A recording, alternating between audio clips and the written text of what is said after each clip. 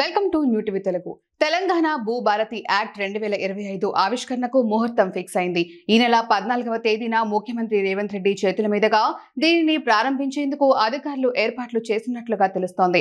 భూభారతి చట్టం ప్రొవిజనల్స్ తో కొత్త పోస్టర్లను ప్రారంభించనున్నారు. రాజ్యాంగ నిర్మాత అంబేద్కర్ జయంతి రోజునే సామాన్య రైతులకు మేలైన సేవలు అందించేందుకు సర్వం సిద్ధం చేసినట్లుగా తెలిసింది. శిల్పకళా వేదికలో ఈ కార్యక్రమాన్ని ఏర్పాటు చేస్తున్నారని అధికారిక వర్గాలు తెలిపాయి. ఈ మేరకు ఏర్పాట్లు చేయాలని రంగారెడ్డి జిల్లా collector, Cyberabad police commissioner Shilparamam special ఆఫీసర్లను CCLA నవీన్ మిట్టల్ ఆదేశించినట్లు తెలుస్తోంది. నూతనంగా రూపొందించిన భూభారతి చట్టాన్ని డాక్టర్ బిఆర్ అంబేద్కర్ జయంతి సందర్భంగా ఈ నెల 14 నుంచి అమలు చేయనున్నట్లు రెవెన్యూ శాఖ మంత్రి పొంగులేటి శ్రీనివాసరెడ్డి ప్రకటించారు. భద్రాద్రి కొత్తగూడెం జిల్లా పెనపాక నియోజకవర్గంలో పర్యటించిన ఆయన వివిధ మండలాల్లో 25 కోట్ల రూపాయల విలువైన అభివృద్ధి పనులకు మహబూబాబాద్ ఎంపీ బలరాం నాయక్తో కలిసి శంకుస్థాపన చేశారు.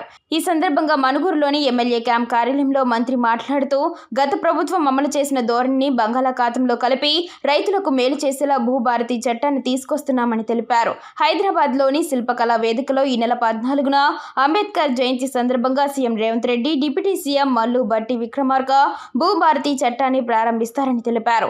ఈ చట్టం రాష్ట్ర చరిత్రలో ఓ మైలురాయిగా నిలుస్తుందని చెప్పారు. 14న భూభారతి పోర్టల్ను సీఎం ప్రారంభిస్తారని రెవెన్యూ శాఖ వర్గాలు కూడా తెలిపాయి. ఈ తెలంగాణ రాష్ట్రంలో ఉండే 1,57,00,000 ఎకరాల భూమిని విదేశ సంస్థలకి తాకట్టు పెడితే ఇందిరమ్మ ప్రభుత్వం వచ్చిన తర్వాత ఆనాడు ధరణిలో జరిగిన అనేక అవకతవకలని వీలైనన్ని సరిచేస్తూ ధరణిని ప్రక్షాళన చేస్తూ ఆ భూభారతి చట్టం 2025ని తీసుకురావటమే కాకుండా ఈ నెల 14వ తారీఖు నాడు అంబేద్కర్ జయంతి నాడు గౌరవ ముఖ్యమంత్రి రేవంత్ రెడ్డి గారి చేతుల మీదుగా శిల్పారామంలో ఈ భూభారత చట్టాన్ని ప్రజలకి అంకితం చేయడం జరుగుతుంది. పేదవాడికి కష్టంతో సంపాదించుకున్న భూములున్న భూ ఆసాములకు భద్రత కల్పించే, ప్రతి గజము భూమి ఉన్న ఆసాములకు కూడా ఒక భద్రత కల్పించే ఈ చట్టాన్ని తయారు చేయడం జరిగింది.